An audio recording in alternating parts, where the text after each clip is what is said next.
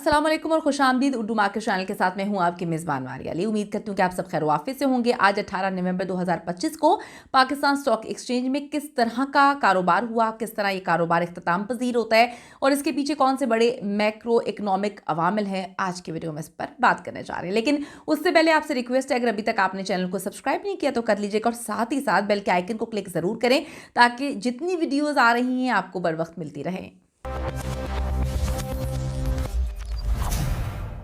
सबसे पहले एक नज़र आज की सबसे बड़ी खबर के हवाले से, जहां पर मुल्क की करंट अकाउंट खसारे के ताज़ा दादोशुमार ने मार्केट पे काफ़ी शदीद दबाव डाला है और KSE 100 इंडेक्स जो है वो आज 752 पॉइंट से ज़ायद की भारी कमी के बाद 1,60,935 की सतह पर बंद हुआ।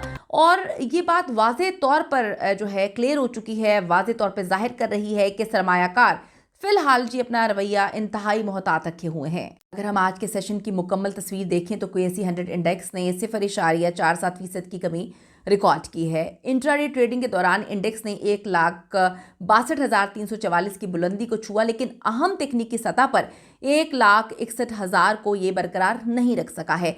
कुल 474 कंपनियों के शेयर्स में कारोबार हुआ है, जिसमें 249 कंपनियों ने गिरावट का सामना किया है, जबकि सिर्फ 179 शेयर्स में इजाफा देखा गया। और जो मुनाफाखोरी है, इसका वाजिद दबाव हर शोबे में बहुत ही अच्छी तरह बड़ी क्लियरली महसूस भी किया गया है। इस मंदी की बड़ी वजह के हवाले से बात करें तो इस मंदी की सबसे बड़ी वजह जो है अक्टूबर के लिए सामने आने वाला करंट अकाउंट बैलेंस है। स्टेट बैंक ऑफ पाकिस्तान की जो रिपोर्ट है उसके मुताबिक गुज़िश्ता माह $296 मिलियन सरप्लस के मुकाबले में जो करंट अकाउंट है $112 मिलियन का है और इसका खसारा जो है वो रिकॉर्ड किया गया है। अब ये खसारा, अगर हम इस खसारे के हवाले से बात करें तो बुनियादी तौर पर दरामदात में 13.4% सालाना इजाफा और बरामदात में कमी की वजह से ये हुआ है, जो कि बड़ी इंपॉर्टेंट चीज़ है। इससे रुपए की जो कदर का दबाव है उसमें खदशात पैदा हुए हैं, जिसने सरमायाकारों के जज्बात को काफ़ी हद तक मजरूह किया है। इसके अलावा अगर हम आज की बात करें तो आज इक़्तिसादी राब्ता कमेटी ECC ने सिक्योरिटी से मुतालिक अमूर के लिए फ़ंड्स की मंजूरी भी दी है। तहाँ मार्केट ने इस खबर पर कोई बड़ा मस्बत जो रद्दअमल तो जाहिर नहीं किया, लेकिन ये सब हुआ है और इसको जो है नज़र में भी रखा गया है।